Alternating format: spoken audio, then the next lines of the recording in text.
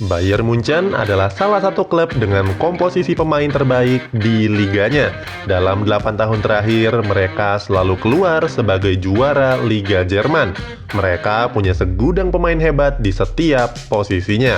Di musim depan, komposisi mereka diprediksi bakal lebih solid dengan datangnya pemain-pemain baru. Akan kami ulas di Cetak Gol edisi kali ini.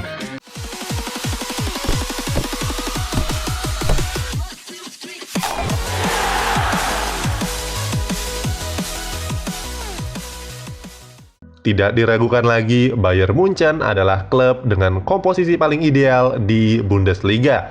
Dalam 8 tahun terakhir, mereka selalu keluar sebagai juaranya.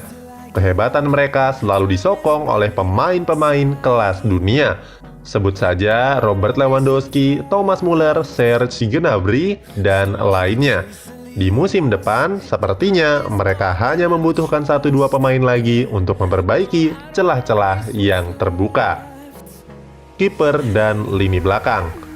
Posisi penjaga gawang masih akan dipercayakan kepada kiper gaek berusia 34 tahun, Manuel Neuer. Pemain asal Jerman ini memang sudah memperkuat Bayern Munchen sejak musim 2011. Aksinya bersama Schalke kala itu membuat nyaris semua klub Eropa tertarik mendatangkannya. Di musim ini, Neuer mencatatkan 33 pertandingan dengan kebobolan sebanyak 31 kali dan menorehkan 15 clean sheet. Di musim lalu, Neuer baru saja memecahkan rekor penampilannya di Bundesliga yang mencapai 400 penampilan. Media Opta mengatakan tidak ada pemain yang mencatatkan rekor 400 penampilan di Bundesliga kecuali Manuel Neuer. Posisi bek tengah akan diisi oleh Tangguy Kouassi. Pemain yang masih berusia 18 tahun itu baru didatangkan dari Paris Saint-Germain dengan status bebas transfer. Banyak pandit sepak bola menggolongkannya sebagai wonderkid terbaru dari Prancis. Kouassi memang tidak punya jam bermain tinggi bersama PSG. Di musim ini, dia hanya tampil sebanyak 15 pertandingan di seluruh kompetisi. Tapi gaya permainannya sangat memukau.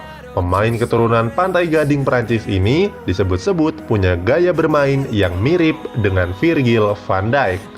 Meski dianugerahi sepasang kaki yang panjang, tetapi dirinya lebih sering merebut bola dengan berdiri dibandingkan dengan sliding tackle. Di musim lalu, dia juga menyumbang 3 gol dan 3 assist.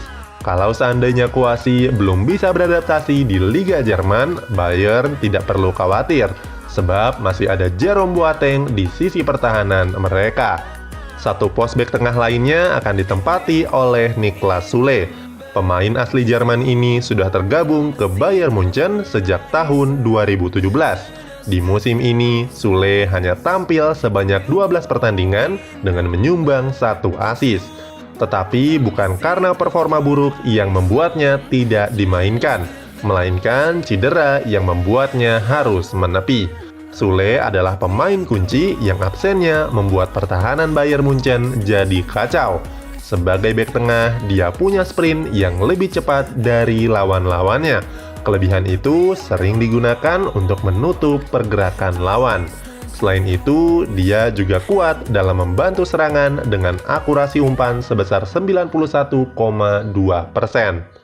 Bek kiri akan diduduki oleh Alphonso Davies.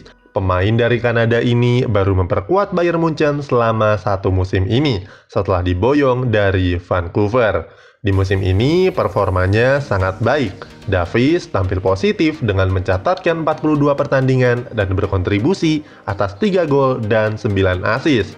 Meningkatnya Alphonso Davies di sisi kiri pertahanan bahkan membuat seorang David Alaba digeser ke sisi tengah permainan.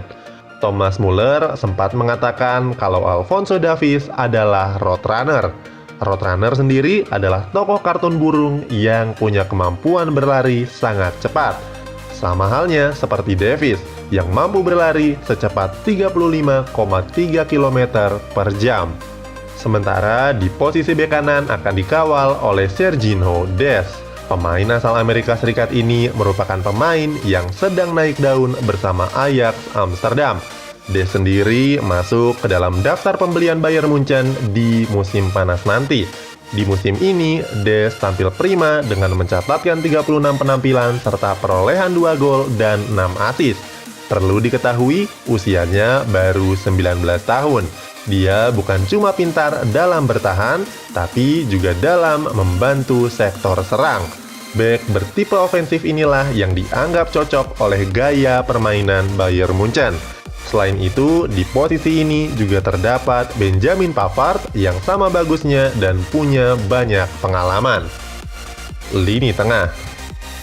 Gelandang bertahan tetap dipercayakan kepada Joshua Kimmich. Punggawa asal Jerman ini sudah menjadi andalan Bayern Munchen sejak tahun 2015 silam setelah didatangkan dari Stuttgart. Kimmich adalah pemain multiposisi. Di awal kedatangannya, dia digadang-gadang menjadi wingback penerus Philipp Lahm. Tetapi dia memutuskan untuk memilih jalannya sendiri. Kimmich lebih nyaman dan tampil lebih baik sebagai seorang gelandang. Dia juga tampil optimal kala dimainkan di sisi kanan dan tengah pertahanan. Di musim ini, Joshua Kimmich tampil sebagai pilar penting, bermain dalam 47 pertandingan dengan mencetak 6 gol dan 13 assist. Berikutnya, sedikit lebih ke depan akan dipercayakan kepada Leon Goretzka. Punggawa 25 tahun ini baru 2 musim bermain untuk Bayern Munchen setelah sebelumnya diboyong dari Schalke 04. Di musim ini, Goretzka tampil sebanyak 34 pertandingan. Dia berkontribusi atas catatan 8 gol dan 10 assist. Pemain yang lahir di Bochum, Jerman ini berperan layaknya jembatan. Dia mahir dalam penerus antar lini tengah dan menyerang. Biasanya dia mengalirkan bola lewat umpan panjang dengan akurasi yang tinggi. Saat melihat dia bermain, gayanya mengingatkan kita kepada legenda Manchester United, Paul Scholes. Kemudian, di posisi gelandang serang mutlak ditempati oleh Thomas Müller. Veteran Bayern Munchen ini sudah mengabdi kepada tim ibu kota Jerman sejak tahun 2009. Di musim ini, dia tampil memukau dengan catatan 12 gol disertai 25 assist dalam 46 penampilan. Müller sendiri mendapatkan julukan Raumdeuter atau penjelajah ruang. Sebagai pemain, dia bukanlah tipe agresif yang banyak berlari, melewati lawan, dan merilis tembakan. Tetapi Müller lebih banyak menempatkan diri dengan memudahkan pergerakan rekan-rekannya dalam membangun serangan. Lini depan. Posisi sayap kiri sudah pasti diisi oleh Leroy Sané. Pemain asal Jerman ini baru didatangkan dari Manchester City dengan nilai transfer sebesar 60 juta euro atau sekitar 974 miliar rupiah. Transfer sang pemain cukup diam-diam namun menghanyutkan. Tidak banyak gembar-gembor tiba-tiba diresmikan.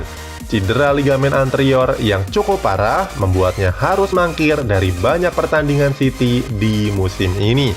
Sané hanya tampil sekali ketika melawan Burnley di bulan lalu, tanpa gol dan tanpa assist. Pelatih Manchester City Pep Guardiola mengatakan kalau Sané adalah talenta spesial. Dia hebat dalam kemampuan teknis, tenang dalam penguasaan bola, dan punya kecepatan di atas rata-rata. Datangnya Sané bisa dipastikan membuat Bayern Munchen punya daya gedor yang lebih mematikan. Kemudian di posisi sayap kanan akan diisi oleh Serge Gnabry. Pemain asal Jerman ini sudah bergabung bersama Bayern Munchen di tahun 2017, namun sempat dipinjamkan ke Hoffenheim selama 1 musim. Penampilan Gnabry sebagai pemain sayap pun patut diacungi jempol.